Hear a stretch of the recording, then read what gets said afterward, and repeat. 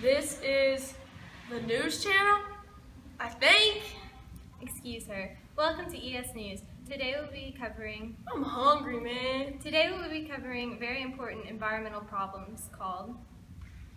El Nino, I think. It's called El Nino. El Nino is in the Pacific Ocean. It has magical currents that make the fishies have less babies, and therefore there are no fish to fish. Actually, it's... Let me finish, please. Whenever the water gets hot, so do we. Okay, I'm done now. El Nino does not directly affect us, although with time it could cause people to migrate east. Hey, that's us. If it becomes more often, this problem could be way more serious. Not does this only affect us here in the United States, but it also can and does affect everybody. Not necessarily, but it does affect Peru, Indonesia by causing droughts, also in Australia, and it causes mudslides and extreme flooding in Southern California. Now we're going to head over to the streets of Kaley, where Britt and McKenna recently received scholarships for doing a project informing people about our topic today, El Nino. I'm Kaley with ES News, and I came to see my scholars on the old streets of Kaley, McKenna and Britt.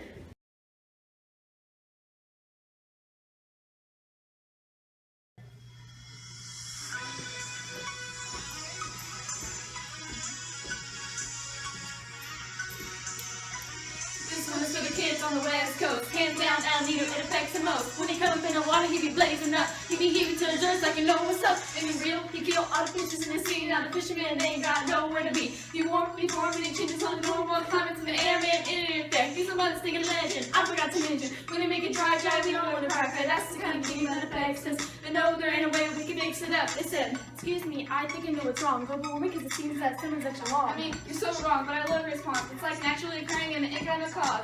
Yes it is. We're informing you about who he is. We are better than we can do, we know we're something. God, if I had something, chunk to do so!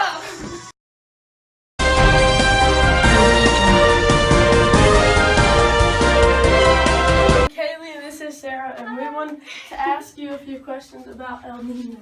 Okay. What's y'all's questions? Do you know what El Nino is? I do. I have a very broad-based understanding of what it is. It happens with the temperatures in the Pacific Ocean. The water temperatures change, causing much warmer climate for the southern region, and so it can kind of have some negative aspect on our weather because it's hotter. Do you think it'll ever affect us in our community, like, Drastically? I don't know about drastically. A lot of times it has an impact on the fishing industry because the water's changed and there's not as many fish because it's so hot. So as far as that's about the only impact I think it'll have is maybe reducing the amount of seafood we have or jacking up the prices on certain kinds of foods. So that would be our main impact is that region. do you think people, now they say that they have them in California a lot, do you think if it gets worse, do you think people will move over here and that will affect us, or do you think they'll stay there? I could see some people maybe making the transition, but based on the El Ninos we've had in the past, I don't think it's going to be severe enough to make somebody want to move, 5 or 6 states east to get away from it. It might be uncomfortable, but not enough to make somebody want to leave where they live. Okay. All right. Well, thank you for answering our questions. You're very welcome. Anytime.